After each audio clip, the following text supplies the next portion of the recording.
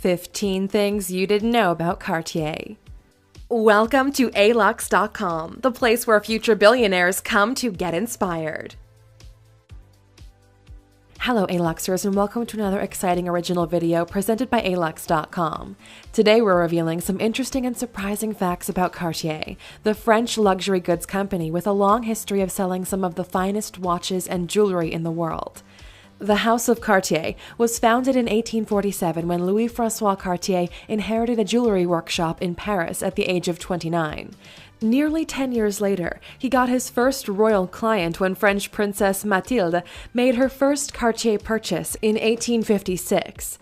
In 1904, Cartier had built enough of a reputation to be named as the official purveyor to King Edward VII of the United Kingdom and King Alfonso XIII of Spain. In 1909, Louis-François' grandson, Pierre, established the New York City branch of the company. After Pierre's death in 1964, the remaining Cartier descendants who were in charge decided to sell the company. Cartier is currently owned by the granddaughter of Pierre Cartier L. Pagels and the Rupert family of South Africa through the luxury goods company Richemont. Although they are best known for their jewelry and watches, they also sell perfumes, eyewear, fashion accessories, and other fine goods like money clips, cufflinks, and stationery.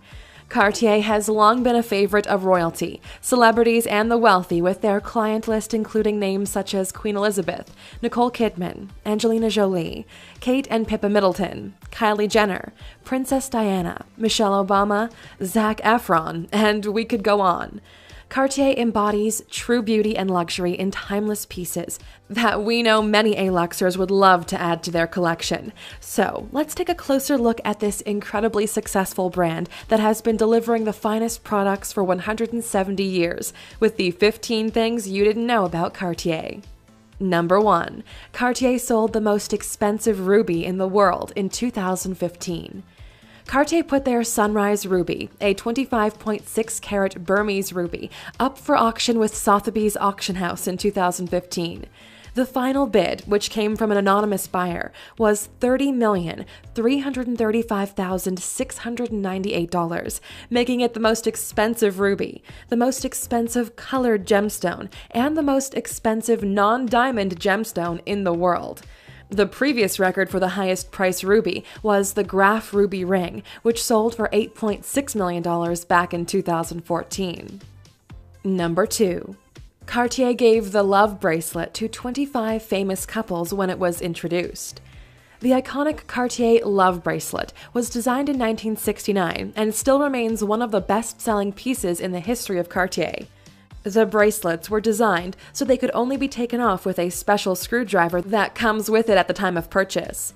When the bracelets were first introduced, Cartier got some major publicity by giving matching bracelets to 25 of the most famous couples of the time, including the Duke and Duchess of Windsor, Elizabeth Taylor and Richard Burton, Sophia Loren and Carlo Ponti, Ali MacGraw and Steve McQueen, and Nanny and Frank Sinatra. Number 3. Pierre Cartier bought his Fifth Avenue, New York City with a pearl necklace. In 1914, Pierre Cartier was able to make an incredible real estate deal with millionaire Morton Plant, who owned a building on the corner of Fifth Avenue and 52nd Street. Morton's fiancée had her eye on a particular Cartier double-strand pearl necklace, and Cartier was eager to move his store to a more high-end location. Morton ended up giving Cartier what would become his flagship store location in exchange for the pearl necklace and $100. Number 4. JP Morgan bought his first Cartier mystery clock.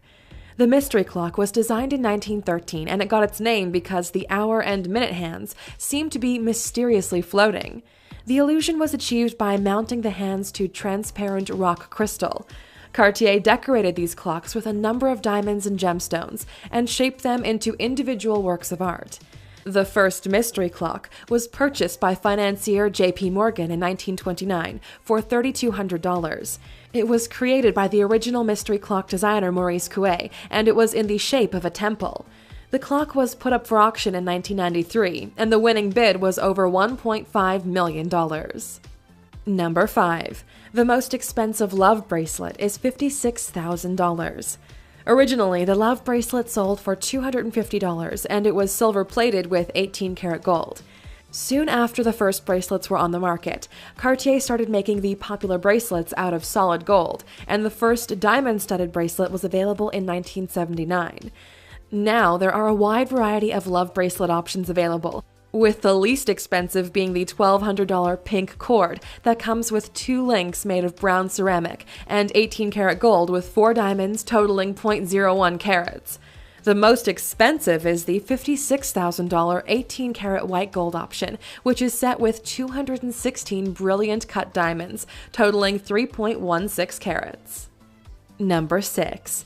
Alfred Cartier was the first to use platinum in making jewelry. Platinum in the 19th century was incredibly expensive and difficult to work with. In 1847, Alfred Cartier was the first to take on the challenge of using this high-end metal for making jewelry.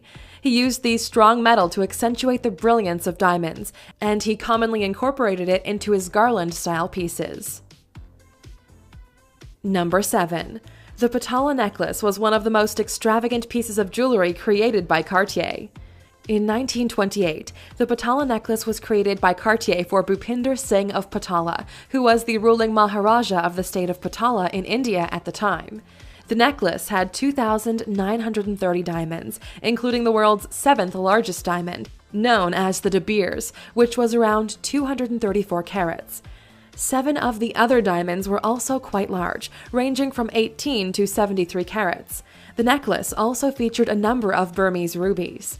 In 1948, the necklace disappeared, but the De Beers diamond resurfaced in 1982 and was sold at a Sotheby's auction in Geneva for $3.16 million. In 1998, the missing part of the necklace was found at a second-hand jewelry store in London, but it was missing the Burmese rubies and the 7 large diamonds in addition to the De Beers. Cartier purchased the incomplete necklace and restored it to its original state, although not exactly, since they used cubic zirconia and synthetic diamonds to replace the missing jewels. Number 8. Cartier popularized wristwatches for men. In the early 1900s, wristwatches were typically worn by women, while the pocket watch was considered the gentleman's timepiece. After his friend Brazilian aviator Alberto Santos Dumont complained to Louis Cartier about having difficulty recording flight times with his pocket watch, Cartier went to work designing a more practical timepiece. He debuted his first men's wristwatch, called the Santos watch, after his friend in 1904. The fame and achievements of Santos Dumont in the field of aviation helped boost the popularity of the watch, and the Santos watch is still a popular watch model sold by Cartier. Number 9. New York City hospitals keep a collection of love screwdrivers. The love bracelet is so popular in New York City that many of the New York hospitals are sure to have a collection of love screwdrivers handy so that they can remove the bracelet from a patient's wrist if necessary. Number 10. Kate Middleton was given a special Cartier watch by Prince William for their 3rd anniversary. In 2014, Kate Middleton received a Ballon Bleu de Cartier watch from her husband, Prince William, to celebrate their 3rd wedding anniversary. The watch was embedded with a sapphire stone that matches the one in Kate's engagement ring, which used to belong to Princess Diana. The watch costs around $7,000. If you would like to learn more interesting facts about the Duchess of Cambridge, click in the upper right-hand corner to check out our video of 15 things you didn't know about Kate Middleton. Number 11. As of May 2017, Cartier is the 61st most valuable brand in the world. When you think of all the millions of brands there are in the world, it is very impressive for a company to be listed anywhere in the top 100 brands, especially a company that has been operating for 170 years. As of 2017, the Cartier brand is still going strong, coming in 61st on Forbes' Most Valuable Brands list. In 2016, new stores opened in Australia, China, Thailand, and Turkey, and the company did $5.7 billion in sales. Number 12. The Tutti Frutti collection originated in 1901. The popular Tutti Frutti collection by Cartier originated in 1901 with a necklace commissioned by Queen Alexandra of Great Britain to be worn with 3 Indian gowns that she had received as a gift. The distinctive styling of the jewelry is characterized by the brightly colored gemstones, carved using Indian techniques that are set in French platinum and diamond mountings. Although it was a very popular style in the 1920s, it didn't get the tutti frutti name until 1970. It remains one of the most celebrated Cartier collections. Number 13. Jacqueline Kennedy's watch is the most expensive Cartier tank ever sold.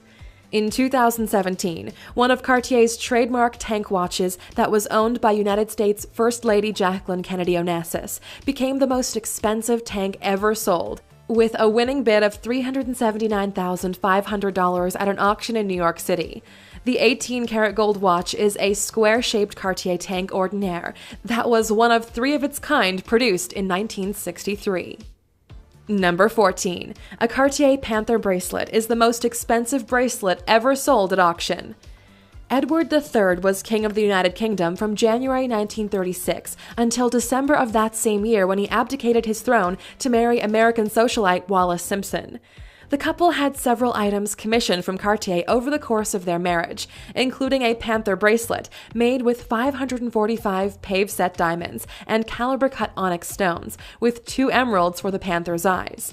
In 2010, that bracelet became the most expensive bracelet ever sold at auction, with a winning bid of $7 million, despite having several small stones missing.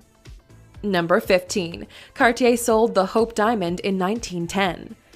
Recognized as the most expensive piece of jewelry in the world, the Hope Diamond changed hands more than 20 times before it was finally given to the Smithsonian Museum of Natural History in Washington, D.C., where it has been on display since 1958. One of the owners was Pierre Cartier, who bought it in 1910 for $150,000, which is around $3.86 million at today's valuation. He sold it to Washington, D.C. millionaires Evelyn Walsh and Edward Beale McLean in 1911 for $180,000, or $4.5 million at today's valuation. The blue diamond is currently valued at $250 million. Now that you've learned more about Cartier, we'd like to know, which luxury jewelry brand do you prefer? Let us know what you think in the comments. Still here? Here's a bonus fact just for you. Kate Middleton, the Duchess of Cambridge, wore Cartier's Halo tiara featuring 739 brilliant cut diamonds and 149 baguette cut diamonds during her wedding to Prince William back in 2011.